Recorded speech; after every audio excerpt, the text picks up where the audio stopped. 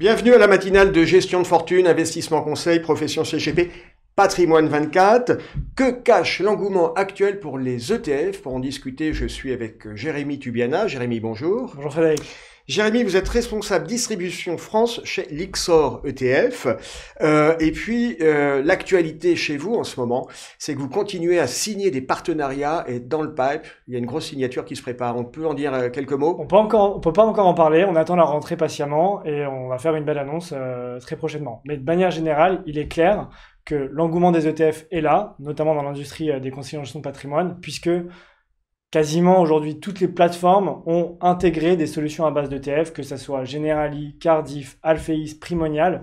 Tout le monde s'est équipé, que ce soit en gestion libre en référençant des ETF, en gestion pilotée, ou via notamment même des contrats dédiés aux ETF. Donc l'engouement est là et on l'a encore plus vu pendant la crise. En fait, pour connaître le nom de ce partenaire avec qui vous êtes en train de négocier, il suffit de prendre la liste de ceux avec qui vous avez déjà signé et par défaut, on va voir le nom qui n'est pas encore signé.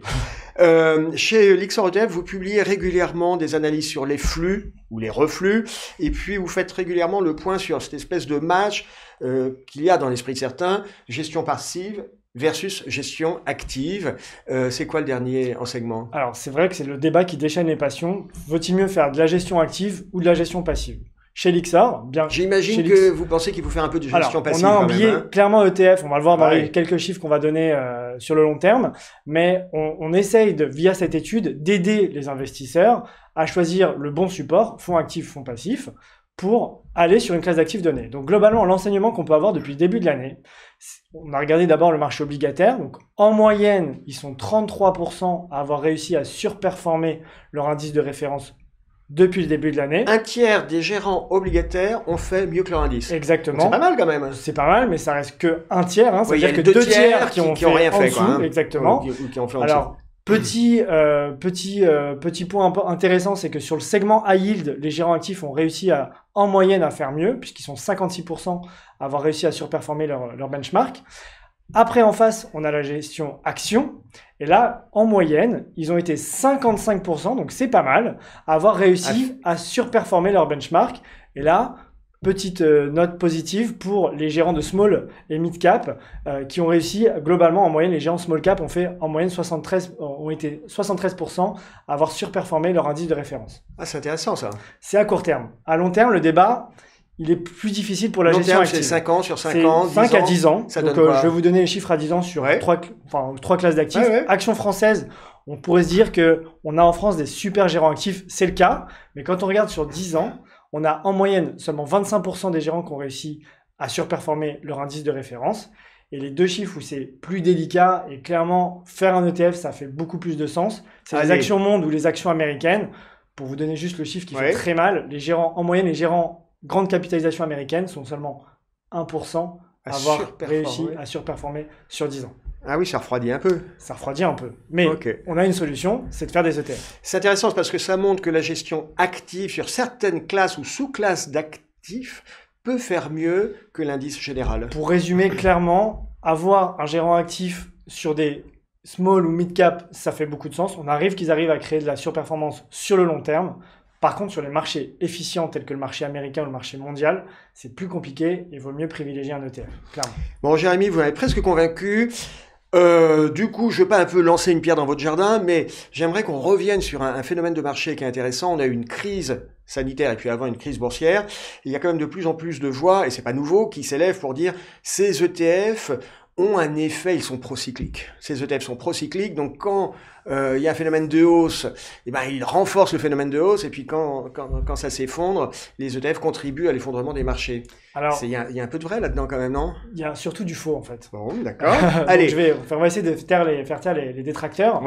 Tout le monde disait que la prochaine crise viendrait des ETF. Bon, en l'occurrence, elle est venue du Covid. Bon, c'est un premier point. D'accord. Ensuite, quand on regarde un peu dans le détail de ce qui s'est passé pendant la crise, déjà, il faut avoir en tête que les ETF représentent seulement 8% de la gestion d'actifs au global en Europe. D'accord. Ce qui veut dire que quand il y a des grosses sorties, donc on l'a vu notamment sur le marché obligataire, ceux qui sortent, les investissements qui sortent, ce sont d'abord sur les gérants actifs. Et ensuite, sur les gérants passifs, il y a des ETF. Donc déjà, on ne maîtrise pas les flux. C'est les gérants actifs qui aujourd'hui gèrent les flux sur le marché. Ça, c'est le premier point.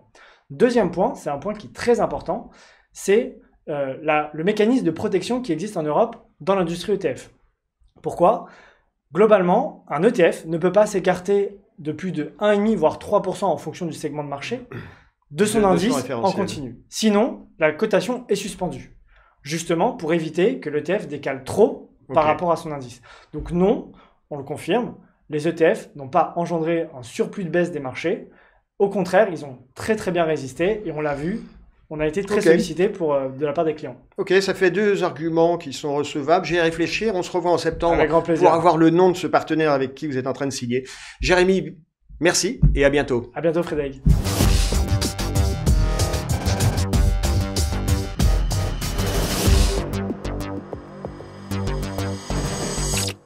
Allez, on continue tout de suite avec un nouveau sujet, un fonds techno qui sort des sentiers battus. Oui, c'est possible.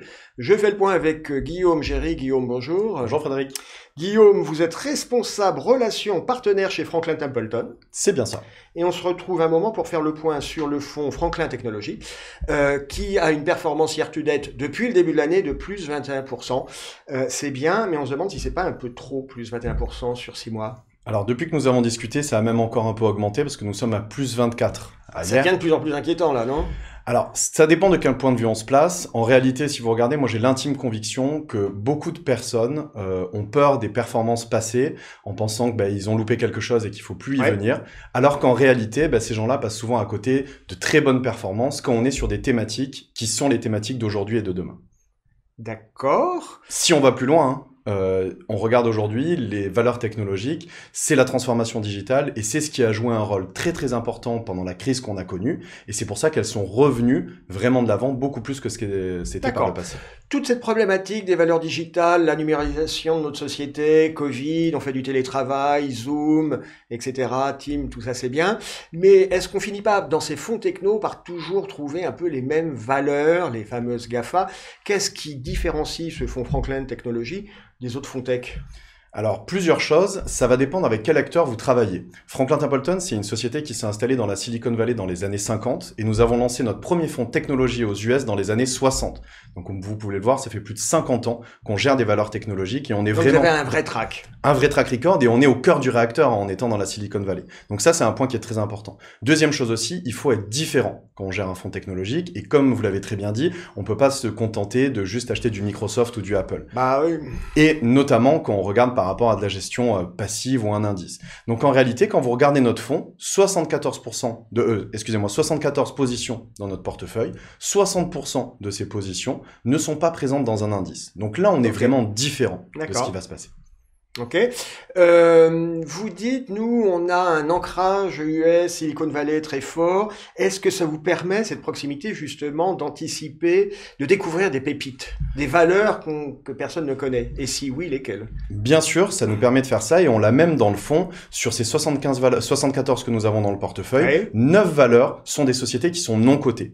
Et ça, c'est assez différenciant par rapport à d'autres acteurs de marché. Ça vous pose pas un peu un problème de liquidité? Alors, tout dépend de la taille. C'est bien le non-coté, mais il y a un moment, quand on est en liquidité quotidienne, quand les gens veulent rentrer sortir, on gère comment? Alors, on en met assez peu dans nos portefeuilles. Aujourd'hui, ça représente 2% de notre portefeuille et ça sera maximum 5%. Donc ça c'est un observatoire. Tout à fait. C'est un observatoire qui nous permet de faire deux choses. Premièrement, de mieux comprendre les grandes entreprises et deuxièmement, de comprendre les nouvelles grandes tendances qui sont en train d'arriver sur les marchés pour ne pas passer à côté.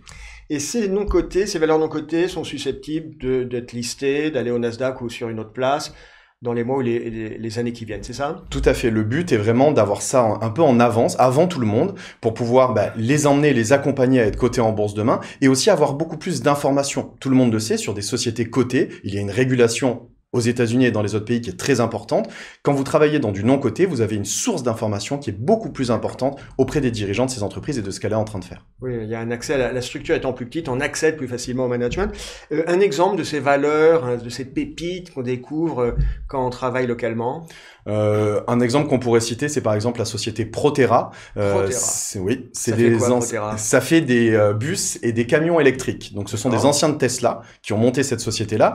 Et en réalité, ça nous permet vraiment de faire deux choses, de beaucoup mieux comprendre l'électrification des véhicules. Et en plus de ça, c'est un très bon proxy pour l'analyse chez nous qui est en charge de Tesla. Parce que quand il y a une annonce sur Tesla, il peut échanger avec eux et voir un petit peu ce qu'ils en pensent et qu'est-ce qu'ils pensent de cette entreprise-là. Donc on peut vraiment jouer sur les deux tableaux. On a l'impression que ces valeurs non cotées jouent réellement finalement le rôle de laboratoire. C'est-à-dire que sans doute, bien évidemment, on espère une valorisation sur l'investissement, mais on se dit, en attendant, c'est une bonne source d'information, parce qu'on a un accès très proche avec le management, donc on sait un peu, c'est un poisson pilote pour vous. Tout à fait. Si je vous donne un autre exemple qui est très intéressant, nous on a récemment investi dans une société qui s'appelle Rent the Runway, et c'est une société qui est en train de disrupter tout le monde de la mode, et donc qui est en train de digitaliser la mode vestimentaire. Et ça, c'est un secteur qui est en train d'arriver. On sait que l'électrification des véhicules est quelque chose qui est là depuis quelques années. La disruption du secteur de la mode vestimentaire, c'est novateur, et donc être dans les premières entreprises qui sont en train de faire ça nous permet de voir les grandes tendances et comprendre ce qui va se passer dans les prochaines années et d'être les premiers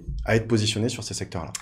Guillaume, on parlait tout à l'heure de vos performances depuis le début de l'année, donc c'est pas plus 21, c'est plus 24 quelque chose. Le second semestre, vous le voyez comment pour votre fonds et puis plus largement pour le marché?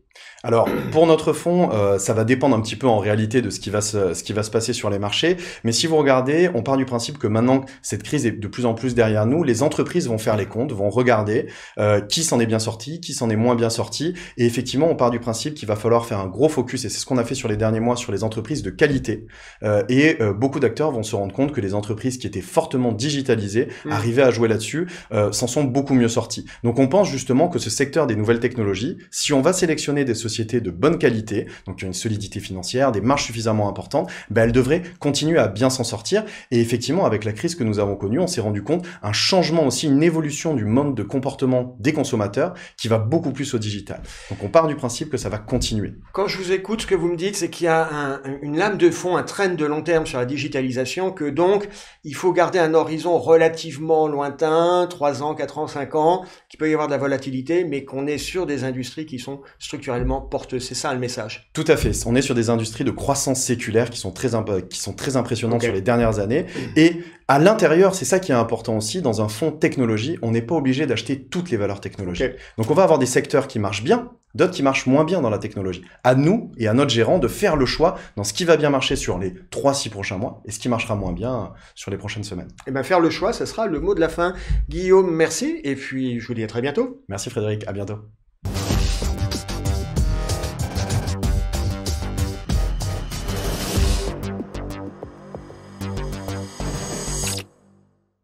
Un autre regard sur la volatilité, les chiffres ne sont pas toujours ce qu'ils paraissent être. Pour en discuter, je suis aujourd'hui avec Bernard Hébrand. Bernard, bonjour. Bonjour.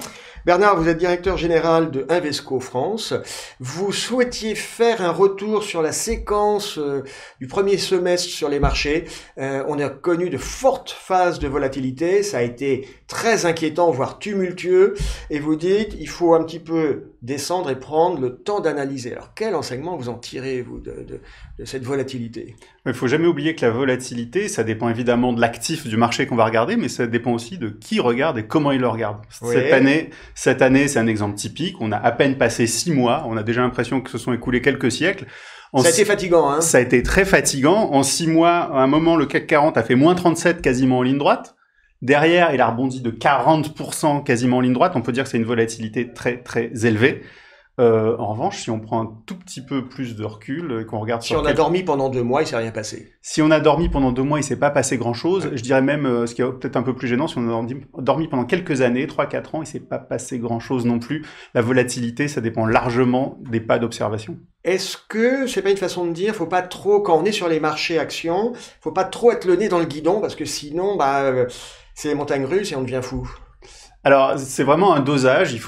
Si on s'endort sur les placements et qu'on a fait des mauvais placements, on a tout raté.